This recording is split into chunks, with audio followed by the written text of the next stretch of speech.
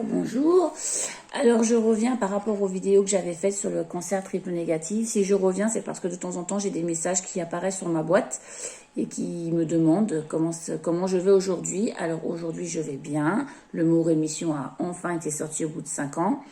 Ce qui n'empêche que j'ai quand même des suivis et j'avoue qu'aujourd'hui je suis pas très sereine sur mon cancer entre guillemets, étant donné que du jour au lendemain on m'a lâché sans traitement, sans vraiment de gros suivis, sans vraiment de plein de choses. Mais je vais bien, donc voilà. Mais ce qui m'inquiète le plus, c'est que du jour au lendemain, c'était la panique à bord, j'étais à la limite de mourir, on allait me sauver et tout, et que du jour au lendemain, plus rien du tout. Il faut que je me dépatouille un peu par moi-même. Ça, c'est une chose. Ensuite, quand j'ai arrêté ma dernière vidéo, je partais vivre en Guadeloupe, ce que j'ai fait avec mon mari et mes animaux. Aujourd'hui, mes animaux ne sont plus vivants, mais ils étaient d'un certain âge, donc voilà. J'ai d'autres animaux que j'ai pris, que j'ai sauvés en Guadeloupe. Donc, je suis heureuse, tout se passe bien, mon cadre de vie me correspond, c'est assez calme. De temps en temps, je remonte en métropole, mais j'avoue que je suis quand même contente de rentrer chez moi quand je rentre en Guadeloupe. Mes enfants me manquent, et je pense que mes enfants, je leur manque aussi. Mais c'est un choix de vie, voilà, c'est comme ça. Après, en ce qui concerne ma mastectomie, alors je ne montrerai pas ma poitrine parce que je suis trop pudique pour ça, du moins pour des gens que je ne connais pas. Mais il est vrai que je ne suis pas du tout contente de la reconstruction qui s'est passée. Il faut savoir qu'en 2018, on m'a retiré le sein gauche. Et on m'a laissé le sein droit, donc j'avais vraiment l'impression de ressembler à un clown avec un sein qui pend et l'autre qui n'a pas du tout. Donc ça, c'était très dur à accepter. D'ailleurs, j'ai eu énormément de mal à l'opération, j'ai beaucoup pleuré, parce que pour moi, la poitrine, c'est quand même quelque chose, un attribut très féminin par rapport aux cheveux. Ensuite, en 2019, on a donc refait la reconstruction en retirant le sein droit également et en reconstruisant donc les deux. J'ai fait reconstruire par une sorte de Dieppe, comme on dit, c'est-à-dire qu'on a pris ma graisse abdominale, puisque j'avais de l'embonpoint, et la peau de mon ventre pour reconstruire donc mon sein gauche. On a gardé toute la matière pour le sein droit, on a juste vidé la glande mammaire et on l'a remplacé par la graisse abdominale. Alors, cette méthode, elle est très bien dans le sens où on n'a pas à changer les prothèses. C'est plutôt une bonne chose. Par contre, en ce qui me concerne, moi, j'avais de l'embonpoint et je ne le conseille absolument pas pour plusieurs raisons. Déjà, premièrement, moi, j'avais eu 2 césariennes, une abdominoplastie qui a fragilisé énormément le bas de mon ventre et ce qui a compliqué mon opération puisque j'ai fait une éventration qu'on n'a pas pu recoudre. Donc, j'ai dû cicatriser à vif pendant au moins 6 mois, ce qui est énorme. Aujourd'hui, j'ai une cicatrice qui est très dure. Très moche, je dois faire avec, voilà. En ce qui concerne la reconstruction en elle-même, je pense que je suis tombée sur un chirurgien tocard, parce que j'ai aujourd'hui un sein avec un bonnet qui fait à peu près E, et l'autre qui fait un bonnet B, voilà, donc j'ai pas du tout d'équilibre dessus, c'est comme une opération qui a duré 11 heures, donc je suis un petit peu en colère. Au départ, je ne voulais absolument pas entendre reparler de retouche ou quoi que ce soit. Mais j'avoue qu'aujourd'hui, j'y réfléchis à 2 fois, au moins pour diminuer le sein qui est très important. Voilà, parce que on transpire en dessous, c'est lourd, ça me tire sur le dos, c'est pas du tout esthétique. Pour s'habiller, c'est compliqué, parce que même sans soutien-gorge, parce que comme vous pouvez voir ici, en Guadeloupe, on vit sans artifice de soutien-gorge, quand on peut éviter.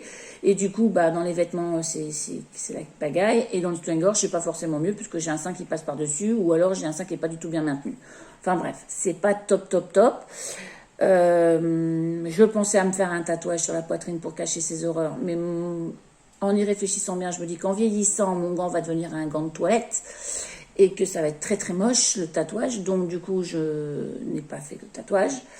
Et là, à la fin du mois, j'ai rendez-vous avec l'oncologue, donc je pense que je lui poserai la question de savoir si il connaît un médecin ici, un chirurgien ici, ou si je dois remonter en métropole pour refaire cette poitrine. Enfin, du moins ce sein, parce que l'autre, je pense qu'on ne pourra strictement rien y faire tellement il est tendu et petit, donc je ne vais pas non plus me saccager 50 fois, mais au moins régulariser la taille de l'autre pour avoir quelque chose à peu près équilibré. Pas esthétique, attention, on ne parle pas de chirurgie plastique, on parle de chirurgie reconstructive, donc ça n'a strictement rien à voir. Et quand on n'a pas les moyens d'Angelina Jolie, comme dirait l'autre, c'est très compliqué d'avoir une poitrine super canon. Voilà, on est plutôt un numéro sur un lit et ils refont comme ils peuvent. Voilà, mais quand on s'appelle Angelina Jolie, on a les moyens de se payer une clinique privée et là, effectivement, peut-être qu'on aura une poitrine plus esthétique. Maman, ce qui me concerne, c'était dans un hôpital et j'en suis pas satisfaite, mais je vis avec parce que je me dis que bah, déjà je suis sur Terre, je suis vivante, donc je suis assez contente de ça. Après le reste, mon mari m'accepte tel que je suis, avec mes changements d'humeur, puisque bien évidemment j'ai aussi le retrait des ovaires, enfin, triple négatif, BCR1, aussi que tout le monde connaît, voilà. Donc, avec mon changement d'humeur, mon changement d'attitude, le fait que je sois complètement différente de ce que j'étais avant, aussi bien mentalement que peut-être un peu physiquement aussi, parce qu'il faut appeler un chat un chat. Donc, pour toutes les personnes qui ont un cancer triple négatif ou BCR1, sachez qu'il y a des changements, et je penserai plutôt aux personnes qui sont accompagnantes plutôt que la personne qui a le cancer d'ailleurs. Sachez que la personne à côté de vous va sûrement changer parce qu'on change. Je pense réellement qu'on change. La secrétaire me l'avait dit, mais c'est vrai. On change dans nos têtes, on change. Et ça, c'est peut-être le plus perturbant pour les personnes d'à côté. On peut changer en bien, on peut changer en mal. Ça, c'est toute personne est différente. Mais en ce qui me concerne, moi, je me sens bien dans mes baskets. Mon mari, même comme je suis. Et voilà, donc je serai toujours disponible pour répondre à vos questions. Je ne répète, je ne montrerai pas les conséquences de ma poitrine parce que c'est quelque chose d'assez intime et que ça j'ai encore du mal et j'aurais eu du mal même si c'était une poitrine normale. Donc voilà, mais sachez qu'un triple négatif, on s'en sort. Si c'est pris à temps, bien évidemment. Je sais qu'il y a des personnes malheureusement qui n'auront pas cette chance-là. Et voilà, donc je vous souhaite tous un bon courage. Et puis si vous avez des questions ou quoi que ce soit, je serai tout à fait d'accord pour vous y répondre. Je suis toujours là, il n'y a pas de souci. Donc je souhaite bon courage à tous ceux qui sont atteints de cette maladie de merde et à tous ceux qui accompagnent ces gens-là. Parce qu'effectivement, moi je pense que comme beaucoup de monde, mon mari a été très, très fort. Mes enfants aussi, parce que c'est pas toujours facile de voir une personne qui est malade se détériorer et avoir l'épée de Damoclès au-dessus de nos têtes. Voilà. Allez, bonne journée.